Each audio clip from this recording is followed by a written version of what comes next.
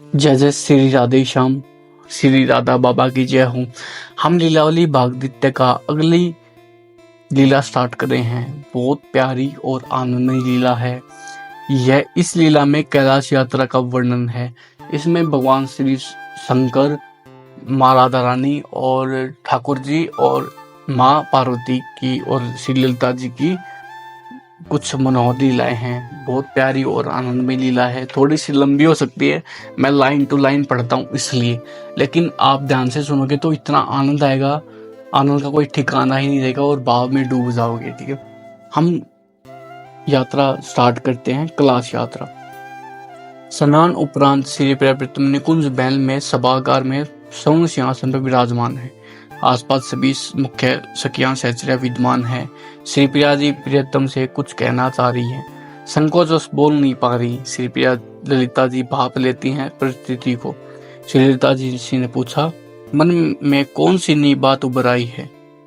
श्री प्रिया जी, मन में उभर रहा है कि अति पुरातन प्रसंग जो युगों पहले घटित हुआ था। श्री ललिता जी, उसे बतलाने में संकोच मत करो, खुल करके बतलाओ। श्री प्रिया जी, यह प्रसंग बहुत पहले का है। एक बार हम दोनों ने परस्पर श्रृंगार किया, मैंने श्री प्रियतम को, श्री प्रियतम ने मेरा। जब श्रृंगार पूर्ण हो गया तो प्रश्न उठा कि किसने श्रृंगार बढ़िया गया। श्री प्रियतम कहते कि तुमने किया और मैं कहती कि तुमने किया। बहुत देर तक पारस्परिक विवाद चलता रहा। श्री प्रिया ललिता, फिर विवाद कैसे समाप्त हुआ? श्री प्रिया जी ने कहा, निर्णय किसी तीसरे के हाथ में देना चाहिए। मैंने सोचा कि यदि भगवान शंकर प्रकट हो जाएं तो बात बन जाए। ऐसा सोचकर मैं आंख मूंद कर बैठ गई और श्री प्रियतम मेरे चरण को पकड़ रहे। तभी मेरे अंग से भगवान शंकर का आविर्भाव हो जाता है। इसके विपरीत जब श्री प्रियतम आंख मूंद कर बैठे हैं और उनके चरण पकड़े रही तो उनके अंश से भगवती पार्वती का उद्भव हो जाता है। अब जब उद्भव हो गया तब हम दोनों ने यही चाह के नित्य विराज रहे हैं। इस प्रकार भगवान शंकर का उद्भव मेरे अंश से हुआ और भगवती पार्वती का उद्भव श्री प्रियतम से हुआ। श्री ललिता जी, भगवान शंकर ने क्या निर्णय दिया? श्री प्रिया जी ने, वे पहले तो मौन रहे, फिर बोले कि को बड़ छोट कहत अपराधो, श्रेष्ठ और श्रेष्ठतम के तारतम्य की स्थापना एक अपराध है। मेरा चिंतन यही है कि दोनों अति श्रेष्ठ हैं। जब मेरा उन्होंने कहा तो हमें मौन हो जाना पड़ा। पुनः कह दूं, यह उलझन और अनसुलझन वाली कहानी नितांत प्राचीन है और उस उलझन का समाधान कभी मिल भी नहीं पाएगा। श्री ललिता जी, तुम्हारी पुरातन लीला सबने सुन ली, अब तुम चाह क्या रही हो? श्री प्रिया जी, मैं अंशी हूँ और वह अंश है। अंश से उद्भूत उन भगवान शंकर और भगवती पार्वती का दर्शन करना चाह रही हूँ। उनका दर्शन मिले बहुत वर्ष हो गए। श्री ललिता जी, वे तो कैलाश पर्वत पर निवास करते हैं, वहाँ अति शीत पड़ती है। वहाँ विराजित के रहते हुए वे अवतरण करती हुई श्री गंगा जी के त्रिवेग को सहन करते रहते हैं। श्री प्रिया, गंगा अवतरण के दृश्य को देखने की चाह मन में जग गई। श्री ललिता जी, कौन सी बड़ी बात है, इसकी तुरंत व्यवस्था हो जाएगी। श्री प्रियतम इस संवाद को चुपचाप बैठे हुए सुन रहे थे। सुनकर श्री प्रियतम ने अनुमोदन करते हुए कहा, ललिते, श्री प्रिया जी का यह मनोरथ अति सुंदर है, मैं भी उनका दर्शन करना चाहता हूँ। श्री ललिता जी, चलने की व्यवस्था बड़ी आसानी से हो जाएगी। जैसा धनाधीश श्री कुबेर जी के पास पुष्पक विमान है, वैसा एक विमान अपने पास है। उनका नाम है चंद्रक विमान।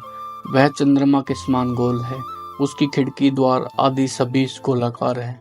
यह विमान आप दोनों की सेवा का अवसर पाकर अपने को सौभाग्यशाली मानेगा। परंतु एक बात है, आप दोनों के साथ सभी सखियां मंदिरा भी आदि भी चलेंगी, उनको भी दर्शन का अवसर मिल जाएगा। सभी उसमें आराम से विराज सकती हैं। श्री प्रियतम, अति सुंदर। सभी साथ चले। श्री युगल सरकार तथा सभी सखियां मंदिरा उसमें विराज जाती हैं। श्री ललिता जी के संकेत पर चंद्रक विमान उड़ चलता है। सखियां मंजरिया गाने लगती हैं, जिससे यात्रा आमोदपूर्ण हो। बात ही बात में चंद्रक विमान कैलाश पर्वत के निकट पहुंच गया। घोर शीत है, परंतु उस शीत से चंद्रक विमान का भीतरी अवकाश अप्रभावित रहता है। भीतरी अवकाश शीत से अप्रभावित होने के कारण से प्रियतम को तथा सखियों मंदिर को आदि को शीत का प्रकोप झेलना नहीं पड़ रहा था। चंद्र विमान आकाश में स्थिर खड़ा था। पर्वतीय भाग होने के कारण समतल भूमि वही दिखाई नहीं पड़ रही थी। चारों ओर गड्ढे और ढालू पर्वत थे। चंद्रक विमान हिमालय के उत्तम शिखर बिंदु पर श्री गौरी शंकर पर्वत के समीप आकर आकाश में ठहर जाता है। सामने भगवान शंकर खड़े हैं और समीप में भगवती श्री पार्वती जी और रिद्वान है। श्री प्रिया प्रीतम ने श्री विमान में विराज हुए रहकर भगवान शंकर तथा भगवती पार्वती को वंदन किया। सभी शक्तियां मंजरी आदि ने भी वंदन किया। चंद्रक विमान में बैठे हुए श्री प्रिया प्रीतम देख रहे हैं कि गौरी शंकर शिखर पर भगवान शंकर लोह की तरह सीधे खड़े हुए हैं। शीर्ष पर भगवती गंगा का त्रिवेग नहीं महा त्रिवेग गिर रहा है। मानव की तो बात ही क्या, पर्वत की कठोर विशाल खंड भी है वेग सहन नहीं कर सकता। यदि दारा का त्रिवेग शिलाखंड पर गिरे तो वह चूर विचूर्ण हो जाएगा। ऐसी त्रिवेग को भगवान शंकर अपने शीश पर सहन कर रहे हैं। शीश पर वेग के तीरते कैसी भयंकर आवाज तड़ातड़ हो रही है। इस आवाज को सुनकर ही तन में भय की सनसनी फैल जाती है। ऐसा वेग भगवान सहन कर रहे हैं अति सहज रीति से। त्रिवेग के गिरने से भगवान शंकर को लग रहा है कि कोई शीश की खाज को मिटा रहा है। भगवान शंकर के दोनों पर कटी पर है, दोनों नेत्र बंद है, मानो अपने आराध्य का चिंतन कर रहे हैं। इसी समय भगवान शंकर के दोनों नेत्र किंचित खुले। उन्होंने नेत्रों की भाषा में श्री युगल सरकार का वंदन किया। फिर अति मन स्वर में धीरे से कहा, मैं सदा युगल राज विहार का चिंतन करता हूँ। उसी के प्रभाव से और परिणाम से मैं इस वेग को सरल रीति से झेल रहा हूँ। जब राजा भगीरथी ने वर मांगा था कि आप गंगा अवतरण की त्रिवधारा को अपने शीश पर झेल लें, उस समय मैंने हाँ तो कर दिया था, परंतु चिंतन थी कि कैसे हो पाएगा। मन में तुरंत समाधान हो गया कि दो रीति से। प्रथम तो वह है कि रास विहार का चिंतन एवं सामर्थ्य स्वयं प्रदान कर देगा। दूसरी है कि भगवती पार्वती जी की शक्ति का संचार करेंगे। श्री युगल सरकार की अमोद अपार अनुग्रह से सहज रीति से हो रहा है। इतना कहकर भगवान शंकर ने अपने नेत्र बंद कर लिए। श्री प्रिया जी ने तुरंत श्री प्रीतम से प्रश्न किया।